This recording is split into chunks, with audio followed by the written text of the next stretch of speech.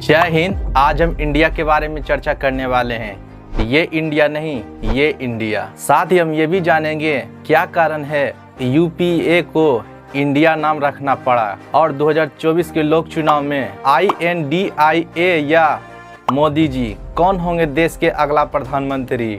जैसे यूपीए का नाम बदलकर INDIA किया गया तभी मुझे ये याद आया। देख रहा है विनोद, अंग्रेजी बोल बोल के कैसे बात को घुमाया जाता है। देख रहे हो विनोद, कैसे इंडिया नाम रख के जनता को टोपी पहनाने का काम किया जा रहा है, लेकिन पब्लिक है ये सब जानती है। आपको समझने में प्रॉब्लम ना हो कि ये NDA क्या है, यूपीए क्या है, INDIA क्या है, तो मैं आपको एक लाइन में समझा देता हूँ। अगर भाजपा गठबंधन की मदद से अपना सरकार बनाता है तो उसे NDA नेशनल डेमोक्रेटिक अलायंस कहा जाता है। अगर कांग्रेस गठबंधन की मदद से अपना सरकार बनाता है तो उसे यूपीए यूनाइटेड प्रोग्रेसिव अलायंस कहा जाता है। इसी यूपीए का नाम बदलकर INDIA किया गया है, Indian national development inclusive alliance. Congress के जितने भी समर्थक थे उन्होंने कहा कांग्रेस अपना पार्टी का नाम इंडिया नाम रख के मास्टर स्ट्रोक चल दिया है,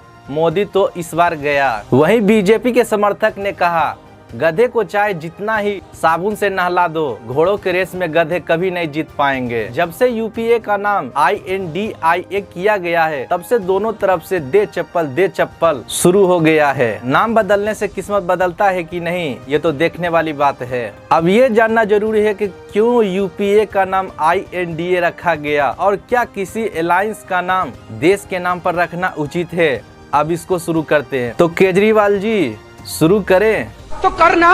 तो बात यही है, 2004 से लेकर 2014 तक यूपीए के सरकार में इतने घोटाले हुए कि उन घोटालों के नाम पर अल्फाबेट ABCD खत्म हो गए।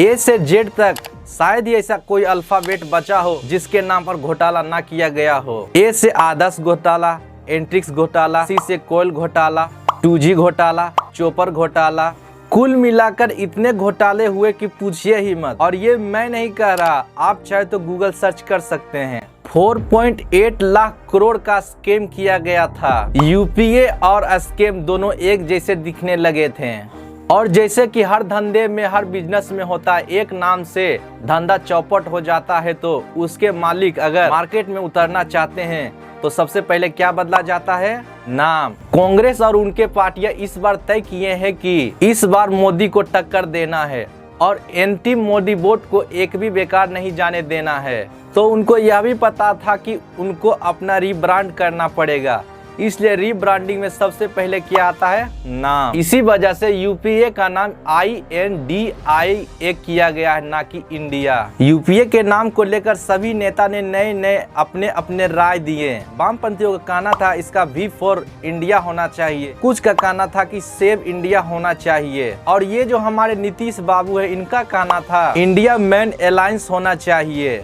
और भी बहुत से नामों पर चर्चा किया गया, लेकिन फाइनली INDIA रखा गया। जैसे ही नाम सोशल मीडिया पर आया तो बीजेपी के समर्थक को ये नाम अच्छा नहीं लगा और उनकी तो सुलग ही चुकी थी समझिए। जब इंडिया नाम अच्छा लगने लगा तो इसके क्रेडिट को लेने के लिए मारा मारी गुत्थम गुथाई होना शुरू हो गया। TMC का कहना है कि ये आइडिया दीदी का है। केजरीवाल जी का कहना है कि इतना बढ़िया नाम सिर्फ संसार के सबसे बेहतरीन मुख्यमंत्री केजरीवाल के अलावा कोई नहीं दे सकता है। और कांग्रेस का माने तो इंडिया नाम राहुल गांधी के बुद्धि का खेल है। कुल मिलाकर मोदी को काफी घबराहट होने लगी है। इधर इंडिया 26 पार्टियों के साथ गठबंधन किए तो उधर मोदी जी 38 पार्टियों के साथ गठबंधन बनाकर मनोवैज्ञानिक दबाव डालना चाहते हैं। अब रहा इंडिया नाम को लेकर, तो कोई भी पार्टी का नाम देश के नाम पर नहीं होना चाहिए, क्योंकि एक पार्टी और एक देश में बहुत अंतर होता है।